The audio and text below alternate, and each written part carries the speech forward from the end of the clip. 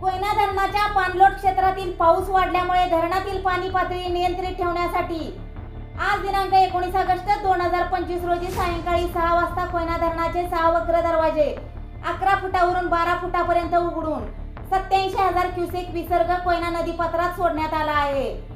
कोयना धरण पायथा विद्युतगृहाचे दोन्ही युनिट सुरू असून त्याद्वारे 2100 क्युसेक विसर्ग सुरू आहे। कोयना नदीमध्ये एकूण 89,100 क्युसेक विसर्ग सुरू झाला आहे। यामुळे नदीकाठच्या गावांना सतर्कतेचा इशारा देण्यात येत आहे।